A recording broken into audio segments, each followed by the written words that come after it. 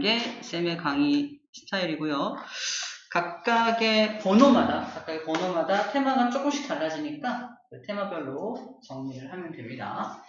자, 하나씩 해볼게요. 1번 진화. 책에다가 표시를 좀 할 거예요. 진화의 정의를 잠깐 읽어봐요. 뭐라고 써있냐? 진화가 뭐라고 써있어? 진화, 뭐 생물이 오랜 시간 동안 환경에 적응해서 몸의 구조 특성이 변화하는 현상이라고 했죠? 자, 근데 그게 중요한 게 아니라 당연히 진화한다는 건 뭔가 변하는 거잖아.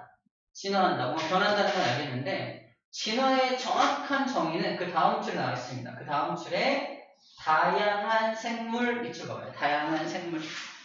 왜 다양한 생물에다 밑줄 볼 수밖에 없냐면 정확한 진화의 정의는 종의 분화입니다.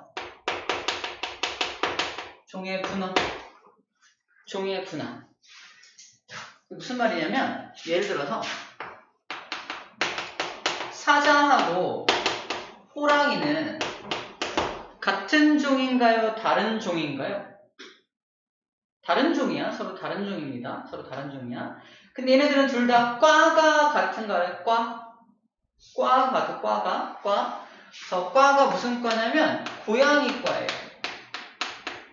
고양이과 같은 과였다가 최근에 사자라는 종과 호랑이라는 종으로 분화가 된 거야. 이렇게 된 걸 종의 분화라고 합니다. 재밌는 건 종이 분화되었을 때 우리는 우와! 진화했네? 라고 표현한다는 거예요. 우리가 흔히 알고 있던 상식과 좀 달라요. 우리가 진화하면 뭐 떠올라? 엑스맨 막 떠올라. 엑스맨 진화. 초능력. 그게 진화가 아니라 진화란 건 되게 좀 이렇게 안 좋았다가 좋아지는 거 정도의 어떤 그런 느낌으로 알고 진화했다가 좋아지는 거 이런 걸 알고 있지만 실제 진화의 개념은 그게 아니라고 얘기를 하고 있는 거야. 진화란 뭐다? 새로운 종이 나타났을 때 진화했다라고 표현한다는 겁니다. 새로운 종이 나타났을 때 상식과 달라. 그래서 어려운 거야. 우리가 알고 있는 상식과 다릅니다. 새로운 종이 나타났다는 걸 어떻게 표현한다? 종이 뭐였다? 분화되었다라고 표현합니다. 그러면 사자하고 호랑이가 언뜻 보면은 그냥 둘 다 네 발 달려있고 왜 둘 다 막 약간 누런빛 하고 있고 그죠?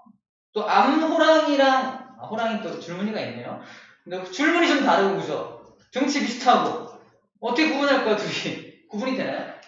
우린 구분할 수 있죠. 동물에서 많이 봤으니까 그지?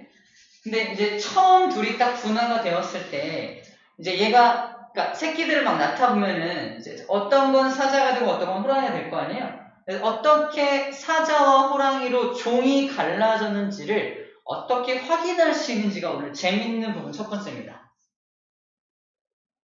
어떻게 종이 둘 다 고양이였는데 어느 순간부터 어느 녀석은 사자가 되고 어느 녀석은 호랑이가 됐을 거 아니야? 그치? 종이 분화됐을 거 아니야? 그럼 어느 순간에서 종이 분화가 되었는지를 어떻게 확인할 수 있냐라는 부분입니다. 자, 첫 번째 이슈는 이거예요. 사자랑 호랑이를 결혼시킵니다. 사자가 아빠고요. 호랑이가 엄마예요. 이거 자식 태어날까 안 날까? 태어납니다. 그럼 본 적 있어요? 라이거. 끄덕끄덕? 본 적 있나요? 라이거. 못 봤네. 동물원 싫어하나요? 라이거라는 게 있어요. 라이거가 뭐냐면 라이온과 타이거의 합성어예요. 라이거. 근데 아빠를 앞에 써요. 아빠. 라이온이 앞에고 뒤에가 타이거야. 아빠가 앞에 있어요. 아빠가 앞에. 그러면 아빠가 호랑이가 되고 엄마가 사자일 수도 있잖아요. 이것도 자식이 태어나 안 태어나? 태어난다니까?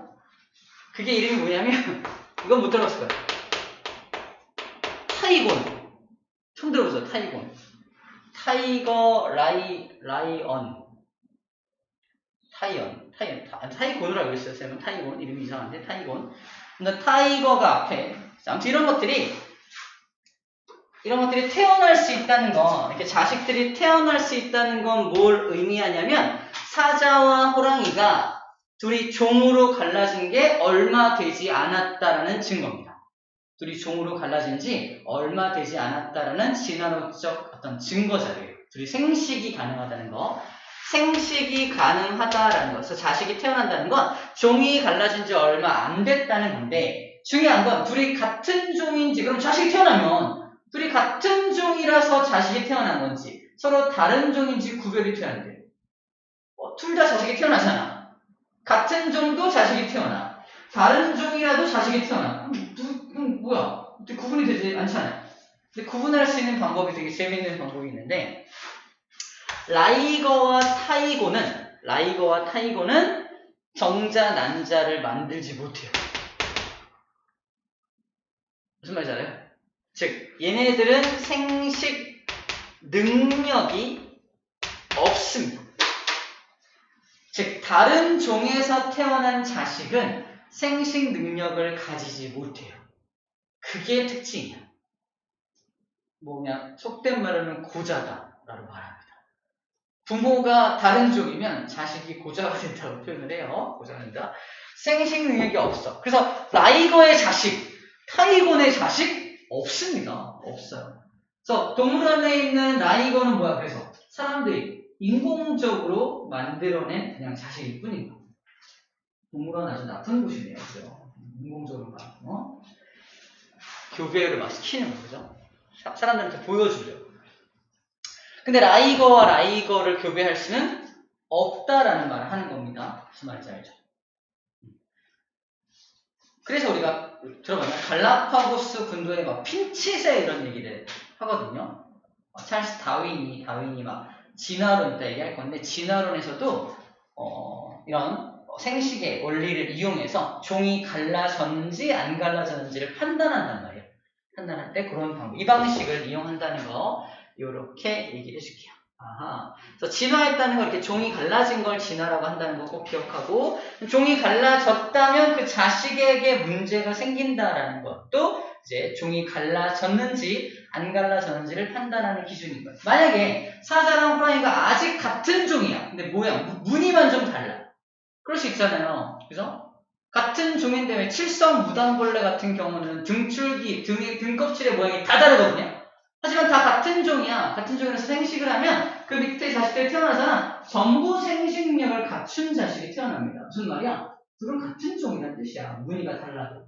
사자, 호랑이 무늬 다르잖아. 근데 아직 같은 종이라면 라이거도 생식이 가능할 겁니다. 하지만 라이거 생식력이 없다는 것으로 보아서 사자와 호랑이는 같은 종이 아니라고 판단하는 거지. 오케이?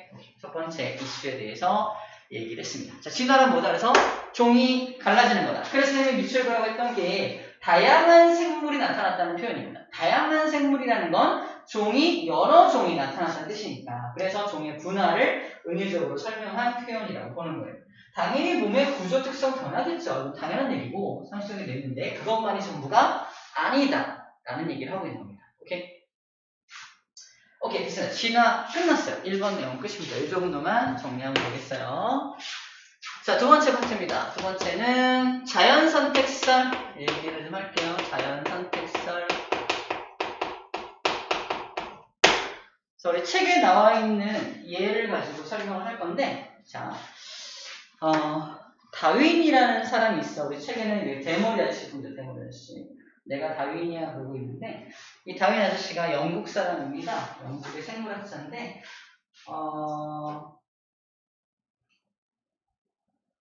어떤 우연한 기회로 배에 타게 되고, 그 배에서 여러 섬들을 돌아다니게 되면서 그 생물들의 특성을 조사를 하게 돼요. 생물의 특성을 조사하다 보니까, 이게 이제 5개의 섬이 있다 볼게요. 5개. 섬이 다 섬이야. 바로 원주민이야, 원주민. 대화가 가능하겠죠? 원주민들과 대화를 각 섬에 대화를 합니다. 근데 각 섬마다 다 똑같이 필통들이 하나씩 있어. 이 필통이 핀치새야, 핀치새.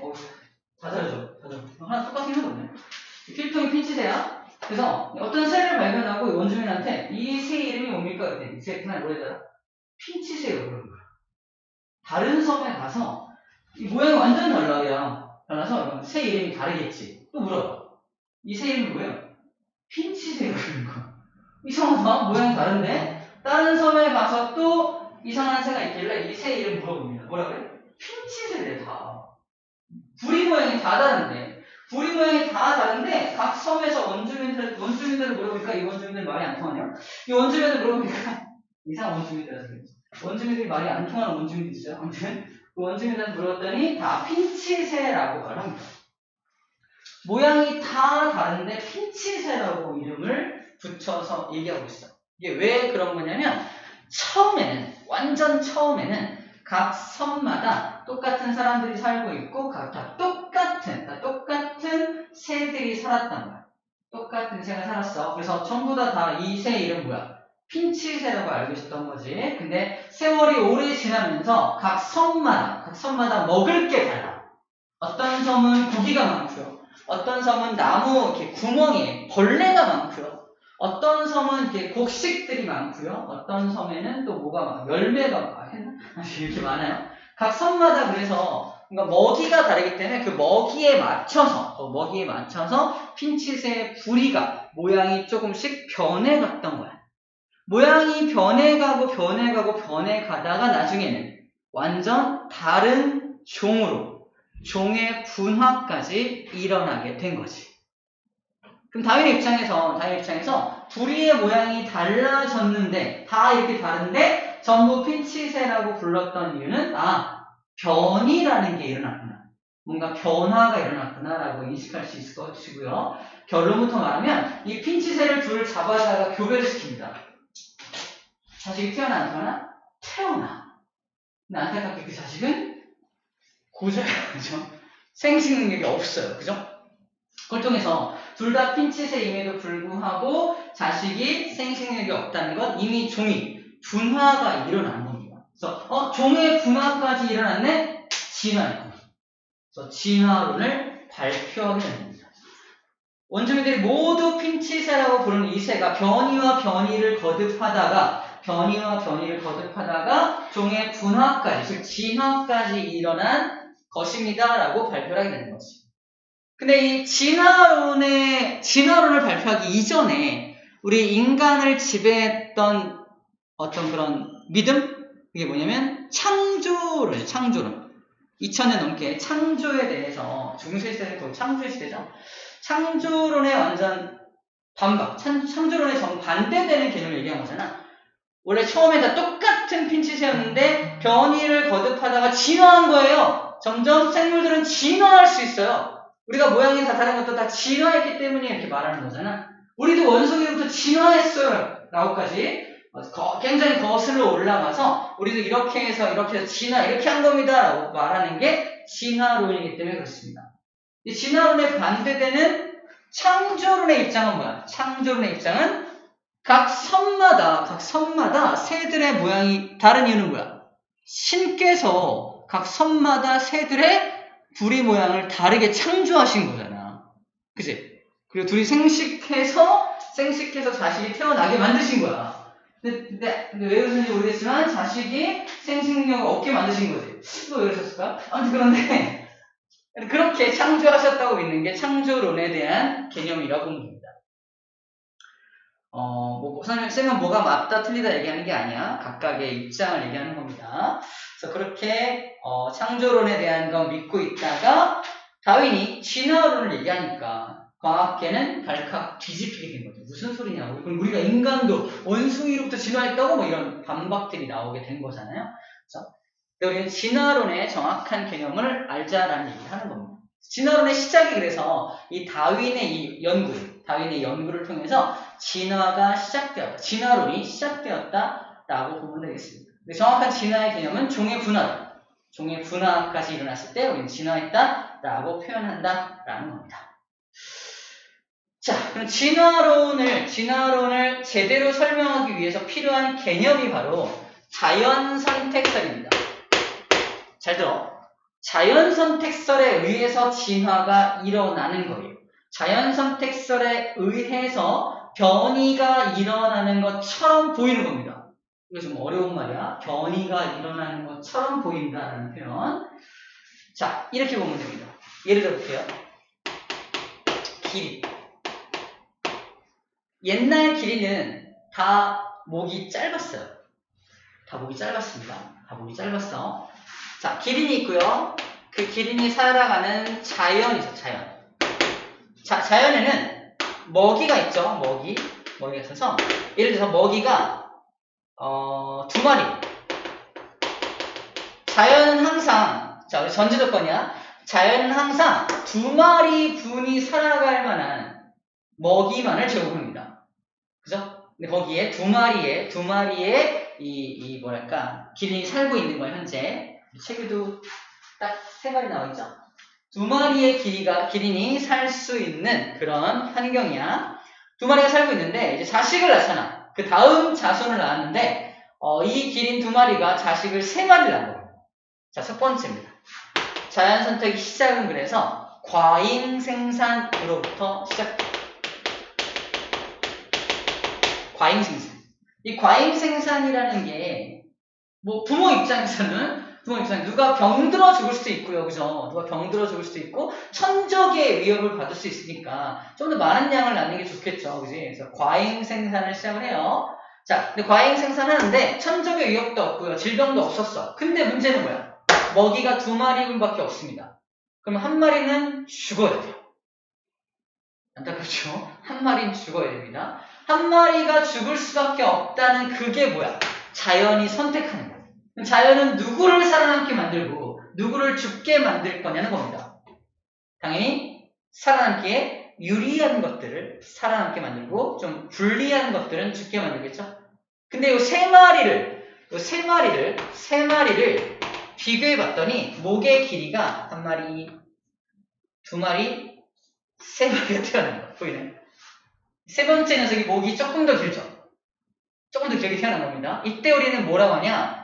변이가 있었다. 이미 과잉 생산이 일어날 때부터 변이는 따라오는 겁니다. 무슨 말이냐? 자꾸 쓰다 보니까 변한 게 아니야. 자꾸 낳다 보니까 약간 다른 녀석이 태어난 겁니다. 이게 변이의 정확한 개념이에요. 우리가 상식적으로 잘못 알고 있는 변이가 보다 자꾸 쓰다 보니까 그게 점점 좋아진 거예요. 이렇게 알고 있다는 거야. 아니야. 목이 자꾸 위에 있는 거 먹으려다 보니까 목이 길어진 거예요. 아니라고. 절대 아닙니다. 이게 길어진 게 아니라 목이 긴 놈이 이미 태어났어. 걔만 살아남았기 때문에 걔가 또 자식을 낳을 거 아니야? 그러니까 목이 긴 녀석이 자식을 낳으니까 자꾸 더 목이 길어지는 거야. 조금 달라. 그 말이 그 말 같지만 완전 다릅니다. 완전 달라. 자, 그래서 이거 잘 이해해야 됩니다. 과잉 생산을 통해서 3마리를 낳았는데 그 중에 변이가 있었다는 거. 이미 변이가 있었고 그 변이가 있는 녀석을 포함해서 이렇게 둘이 살아남는 겁니다. 얘는 죽은 거야. 자연은 누굴 선택했다? 2번과 3번을 선택한 거야. 이게 자연 선택성이야. 그럼 자연 선택이 일어나기 앞서서 3마리 뭐 했을까? 3마리는 서로 먹이 경쟁을 이렇게 했죠? 이걸 생존 경쟁을 한다라고 표현을 해요. 책에 보면은 과잉 생산과 변이라고 처음에 써있죠. 과잉 생산과 변이. 그리고 다양한 형질이 나타난다라는 게 중요해요. 체크해. 다양한 형질이 나타난다라는 표현이 다양한 형질로 변해간다는 거랑 다르다는 뜻입니다. 이미 있다는 얘기야. 변이가 있었다는 표현을 하고 있는 거야. 자식을 낳다 보니까 변이가 있는 녀석이 태어난 거예요. 그리고 얘네들이 뭐 한다? 두 번째 파트, 생존 경쟁하죠. 3마리가 생존 경쟁하는 거야. 정리하면 과잉 생산 안에 변이라는 게 이미 있었고 그러다 보니까 그 녀석들이 서로 생존 경쟁을 하게 되어서 더 환경에 유리한 것들이 뭐 하게 된다? 자연 선택당하는 겁니다. 자연 선택당한다. 이 자연 선택이라는 표현을 또 다른 표현법으로는 적자가 살아난다, 적자 생존이라고도 부릅니다. 적합한 녀석이 살아난다, 적자 생존한다 라고 표현을 하는 거야. 자, 이런 자연 선택이 누적 되면 점점 기린의 목은 긴 녀석들이 살아남게 되겠네요. 그죠? 점점 목이 긴 녀석들이 살아남게 됩니다. 처음에 2번과 3번이 살아남은 이유는 뭐야? 대부분의 아래에 있는 풀들은 다른 초식동물들이 먹고 약간 높이 있는 나뭇잎을 잘 먹을 수 있는 녀석이 생존에 유리하겠죠? 그래서 목이 긴 녀석이 좀 더 생존에 유리해서 적자 생존해서 자연 선택당한 겁니다.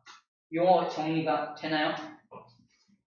그렇게 변이가 누적되는 거야. 변이가 누적되다 보니까 목까지 일어난다. 종의 분화까지 일어나게 됩니다. 즉 뭐가 일어난다? 진화가 일어나게 되는 거지. 진화가 다 일어나서 목들이 다 겁나 길어. 이렇게 두 마리 살고 있네. 두 마리 살고 있겠네요. 이렇게 우리 진화 일어났어. 이렇게 살고 있는 거야. 그래서 여기 3번, 4번 기린이 살고 있다. 라고 할게요. 얘네들이 진화가 일어난지를 확인하는 방법. 저 옆에 있는 숲에 있는 아직 진화가 덜 일어난 옆에 있는 숲에 있는 얘네들 뭐지? 조그만 목을 가진 처음 요 기린. 요 기린 집단이 저기 있다고. 요 숲은 한 100마리까지 수용 가능한 숲이에요. 그래서 굉장히 많은 목이 짧은 기린들이 아직도 살고 있는 그런 숲이 있어. 거기서 한 마리를 데려와서 안녕. 얘랑 부킹 미안해. 얘랑 소개팅 좀 해. 소개팅 해가지고 둘이 결혼을 합니다. 4번과 5번이 결혼을 해가지고 자식을 낳아요. 낳을 수 있어 없어? 낳을 수 있다니까? 하지만 그 자식은 안타깝게보다 생식 능력이 없다. 무슨 일이 벌어진 거야? 얘는 얘랑 같은 종이 더 이상 아닌 거야. 변이가 누적되다 보니까 다른 종으로 바뀌어버린 거야. 그래서 얘는 목이 긴 사슴이 되는 거고 얘는 목이 긴 기린이 되는 겁니다. 예를 들어서 얘는 사슴 집단이었던 거지. 사슴 집단이 막 기린이 됐다. 이런 역사를 펼치고 있는 거예요. 완전 다른 종으로 바뀐다는 건 이런 개념이 됩니다. 이 순서가 되게 중요해. 과잉 생산에서 출발해서 마지막 진화라는 과정이 일어나는 이 순서가 중요하고 중간중간 뻥뻥 뚫어놓고 여기 무슨 단어가 들어가야 되니? 변이는 언제 일어나는 거니? 변이가 일어나는 게 아니지. 변이는 원래 있었던 거야. 과잉 생산 안에. 이런 것들을 많이 물어본다라는 겁니다. 아시죠? 어려운 거 없습니다. 자, 선생님 CF라고 써는 게 뭐냐? 비교란테 비교. 용불용설이 뭐냐? 우리가 상식적으로 잘못 알고 있는 저 용불용설 때문에 잘못 알고 있는 거야. 자, CF. 용불용설. 용하고 불용을 따로 나누면 돼요. 쓸 용자입니다. 불용은 안 쓰는 거야. 쓰는 것만 자꾸 발달하고 안 쓰는 건 발달하지 않는다라는 이론이 용불용설입니다. 사람 이름도 나와요. 라마르크의 용불용설. 아까 자연선택설은 다윈이었죠. 다윈의 자연선택설, 라마르크의 용불용설. 이렇게 연결해서 이건 약간 암기야. 연결해서 이렇게 같이 함께 암기하면 좋습니다. 자, 결론부터 말하면 라마르크의 용불용설은 말도 안 되는 겁니다. 말이 안 되는 진화론이야. 진화를 설명하기 위해서 제시한 어떤 이론인데 말이 안 됩니다. 라마르크의 이론에 따르면 봐봐! 기린의 목이 길어진 이유는 기린이 짧은 목을 갖고 태어나는데 높이 있는 녀석의 먹이를 먹으려고 하다 보니까 자꾸 애쓰죠. 이렇게 먹으려고 애쓰다 보니까 자꾸 쓰는 거잖아. 목을 쓰는 거잖아. 목을 자꾸 쓰니까 목이 점점 길어진다는 거야. 그 대에서 목이 약간 길어지는 겁니다. 목이 약간 길어지고 목이 약간 길어진 상태에서 자식을 낳으면 목이 약간 긴 자식이 태어난다는 거야. 그 약간 긴 자식들끼리 또 열심히 그대의 노력을 또 높이 먹으려고 노력합니다. 목이 약간 더 길어지죠. 그래서 또 이렇게 자식을 또 낳아. 목이 약간 더 긴 기린 자식이 태어나는 겁니다. 또 그대 또 열심히 노력해서 또 늘려. 그러다가 보니까 지금처럼 목이 굉장히 길어진 것이다라는 이론이 라마르크의 용불용설입니다. 가장 말이 안 되는 게 바로 이 대목인데 이런 거야. 쌤의 예를 들면 여러분들 잘 이해 못하니까 여러분들 야구 선수 중에 왼손 투수 류현진 알아요? 들어가는 류현진 야구 선수인데 류현진 왼손 투수예요. 왼손 투수들 또는 뭐 자기가 잘 쓰는 팔 있잖아. 그 사람들은 이렇게 손을 이렇게 펴보면은 이렇게 왼손이 좀 더 길어요. 그동안 연습한 양이 있어서 이렇게만 던지니까 이렇게 쭉 길어집니다. 용부용설이죠. 그죠? 승계에서 길어지는 거죠. 류현진이 자식을 낳으면 안녕 너 류현진 자식이지? 어떻게 알았어요? 왼손이 좀 더 기네. 이런 애들이 태어나면 말이 안 된다는 거예요. 이게 이해됩니까? 다시 말해서 획득형질이라고 합니다. 획득형질. 획득형질. 그 대에 내가 획득한 형질. 내가 이 대에 내 목을 이만큼 길게 만들었어! 획득한 그 형질은, 내가 임의로 획득한 형질은 자식에게 전달이 된다, 안 된다? 전달이 안 됩니다. 류현진 왼팔이 길다고 자식에게 왼팔이 전달돼? 안 되잖아. 그지? 획득 형질은 뭐가 안 된다? 유전이 안 돼요. 자식에게 전달되지 않습니다. 그러니까 용불용설은 말이 안 된다는 거예요. 자꾸 이게 계속 전달돼야 가능한 일인데 말이 안 된다는 거죠. 그래서 라마르크 용불용설은 지금은 사용되지 않는 이론인데 이러한 진화를 설명하기 위한 이론이 어디 있었다라는 정도로 설명하고 있습니다. 됐죠? 책에서는 획득형질이라는 아주 어려운 표현을 쓰지 않고요. 후천적으로 얻은 형질이라고 쓰고 있네요. 순화시켜줄게요. 더 어려운 거. 후천적으로 얻은 형질. 후천적으로 얻은 형질. 같은 말입니다. 후천적으로 얻은 형질은 뭐 되지 않는다? 유전되지 않는다라고 표현이 되어 있습니다. 됐죠?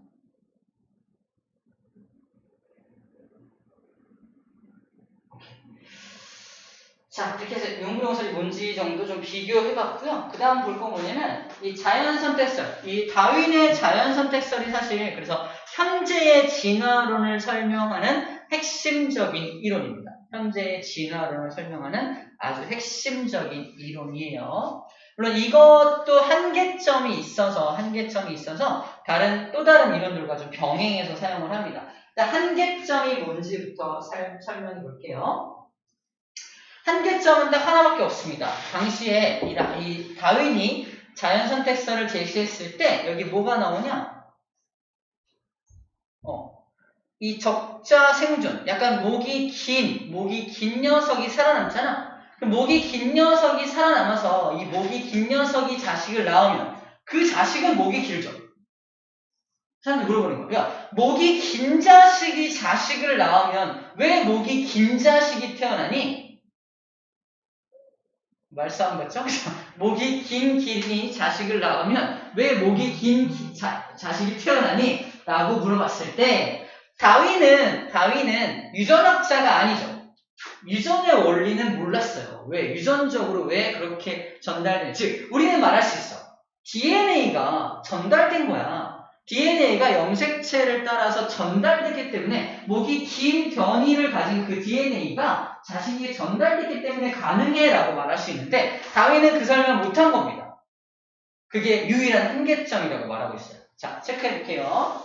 다윈이 자연선택설을 발표하던 당시에는 유전의 원리가 알려지지 않았다. 그래서 그 자식에게 이 형질이 어떻게 전달되는지가 설명이 명확하게 안 됐다는 게 당시의 어떤 한계점이라고 보면 됩니다. 한계점은 그래서 현재 한계점이 아니라 당시의 한계점이라고 보면 돼요. 지금은 한계점이 없는 것처럼 말하고 있죠. 왜? 지금 우리 교과서는 뭐 위주로 쓰여져 있으니까? 진화론을 바탕으로 쓰여져 있기 때문입니다. 진화가 맞아! 라는 전제를 깔고 쓰여져 있기 때문에 이제 더 이상 한계가 없어 라고 설명을 하는 것 뿐이에요. 때문에 약간 가치관을 중립해 놔줄게요. 자, 이 다윈의 진화, 오른쪽 페이지야. 진화론이 과학과 사회에 준 영향 볼게요. 다윈의 진화론이 과학과 사회에 준 영향 3번 내용을 진행 중입니다. 자, 이게 되게 재밌는 게 과학에 준 영향, 사회에 준 영향. 당연히 과학에는 굉장히 좋은 긍정적인 영향들을 많이 줍니다. 읽어볼까요? 과학에 준 영향. 생명과학의 이론적 기반을 제시했어.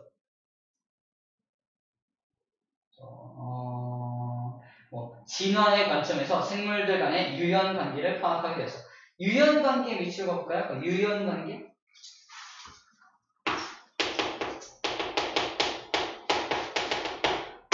유연 관계 이 책에 안 나오죠. 유연 관계 뭐냐면, 유연 관계는 무리류자, 무리류 아니고 무리류자입니다. 무리들 간의 인연 관계입니다. 즉 사자와 호랑이가 얼마나 가까운지, 얼마나 먼지 이 관계를 밝히는 걸 유연 관계라 그래요. 즉 사람과 침팬지가 가깝니, 사람하고 칠성장어가 가깝니? 칠성장어. 이 원숭이가 가깝죠. 이 멀고 가까운 관계를 유연 관계라 그래요. 다시 말해서 사람과 침팬지는 유연 관계가 가깝습니다. 사람과 칠성장어는 유연 관계가 좀 멉니다라고 표현하는 겁니다. 굳이 칠성장어를 얘기하는 이유는 이제 분류학 배우면 칠성장어가 등장을 해요. 굳이 칠성장어야. 어쨌거나 이 유연 관계를 밝히는 데 있어서도 진화론이 한몫했다는, 자연선택설을 가지고 설명했다는 얘기입니다. 그래서 과학에는 굉장히 좋은 긍정적인 영향을 미쳐. 또 읽어볼게요. 유전학, 사회생물학, 분자생물학 등이 발전하는 데도 영향을 주었다. 되게 좋은 영향만 미치죠. 근데 문제는 뭐냐면 사회적인 영향입니다. 아주 열받는 일이 발생을 해요. 사회적으로 옛날에는 신이 만들었으니까 신은 공평하시다. 성경에도 써있거든요. 공평하다. 근데 종은 의사는 모르겠는데 아무튼 신은 공평해서 다른 나라 막 침략하면 안 되지. 막 죽이면 안 되고 십자군 전쟁도 있긴 했지만 어쨌거나 그건 종교적 전쟁이었고 힘이 약하다는 이유로 막 짓밟고 이러면 안 됩니다. 졸고 있다고 해서 선생님 막 혼내면 안 되죠. 졸면 안 돼. 그래서 옛날에는 신이 만든 세상이기 때문에 그다지 막 서로들 막 어떻게 할 수 없었는데 이제 진화론이라는 즉 자연선택설 요게 뭐가 바탕이 되어 있냐면 이게 문제예요. 적자가 생존하는 거야. 생존 경쟁은 필수적이야. 그죠? 생존 경쟁은 필수적이야. 잘 살려면 진화해. 일단 식이야. 니네가 나보다 힘이 약해? 우리가 더 진화가 많이 된 종족이야. 생존 경쟁해야지. 우리 이 지구에는 먹고 살 게 많지 않아. 우리가 먹을 거야. 너네는 우리가 쳐낼 거야. 이런 거. 다시 말해서 식민지 사상의 기반이 됩니다. 식민지는 당연한 거야. 힘센 놈이 힘 약한 나라를 지배하는 건 너무 당연한 거야 라는 어떤 이론적 기반을 제시. 와우. 우리는 말도 안 된다고 생각하고 있잖아. 이 식민지 어떤 나라이기 때문에. 하지만 당시에는 강대국들이 소수 약국을 지배하는 게 진화론적으로 너무 당연하다는 배경적 지식이 여기서 나옵니다. 그죠? 약간 정당화시키기 위한 배경 지식이 여기서 나온다는 거예요. 그래서 여기 나와 있어요. 인간 또는 국가 간의 불평등은 자연스러운 일이야. 이게 사회의 진화론이야. 제국주의가 출현합니다. 제국주의가 식민지 사상이죠. 제국주의가 출현하고요. 인종차별 당연해. 식민지배 정당화될 수 있어. 이런 것들이 좀 악용된, 이것들을 좀 악용한 예라고 보면 되겠습니다. 자, 좀 좋은 점들은, 이것도 좋은 점인지 아직 모르겠지만, 개인 또는 기업 간의 경쟁이 아주 기본이고, 그것을 기반으로 하는 자본주의 발달이, 바로 이것이 기반이라고 보면 되겠습니다. 자연스들이 되게 많은 일들을 했죠. 그리고 사회, 문화, 철학 등에도 많은 영향을 주었다라고 뭉뚱그려 설명하고 있는데, 경쟁을 기반으로 하는 자본주의의 발달, 그리고 경쟁을 기반으로 하는 제국주의, 경쟁을 기반으로 해서 약국을 지배할 수 있다는 어떤 그런 식민지 세상, 이런 것들이 전부 다 여기서 출발했다는 것까지도 함께 알고 있으면 될 것 같습니다. 자, 개념학의 문제 풀고 좀 갈게요. 핵심 체크도 풀고 밑에 1, 2, 3, 4번까지 다 푸는 겁니다. 풀어볼게요. 풀고 채점도 합니다.